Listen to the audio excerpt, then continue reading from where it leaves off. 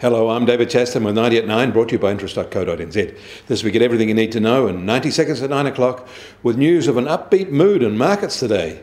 International moves to reopen economies in the US, in Europe and Japan after China's apparently successful effort has buoyed Wall Street investors. Fresh back from their Memorial Day long weekend, the S&P 500 is up 1.9% so far in a rising trend.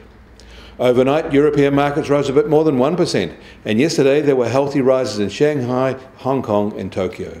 But in all cases, it's short-term emotion, or animal spirits as economists like to say, that is driving the trading herd. The data isn't so supportive of such gains.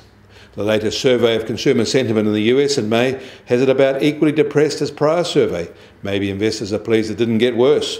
And the Chicago Fed's National Activity Index confirmed a huge and unprecedented fall, but that was recording April data. Maybe investors think that was the bottom. And the Dallas Fed's regional survey for May was awful too. Maybe investors are heartened it wasn't as bad as April, but it was still very negative indeed. Overnight, Mexico reported a sharp contraction in their GDP for the first quarter of 2020. Singapore did too, but not by as much as originally estimated. Actually, Singapore's industrial production actually rose for April on a year-on-year basis. Hopes for an effective vaccine are probably behind the upbeat investor mood, but that is major uncertainty all the same. And American pharmacy chains are preparing for a big push for flu vaccinations when the season kicks off in just 4 months, when it could coincide with a second wave of coronavirus infections. In China, mass testing of all 11 million people in Wuhan has uncovered another 200 asymptomatic cases in the city.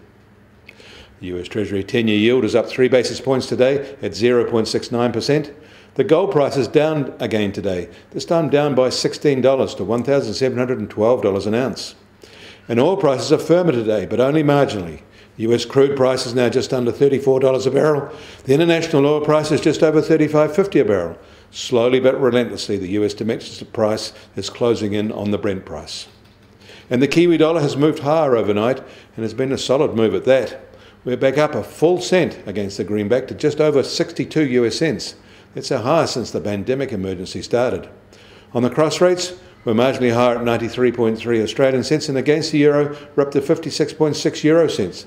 That means that our trade-weighted index has risen to 67.7 and an 11-week high. I'm David Chaston. That was 90 at 9, brought to you by interest.co.nz.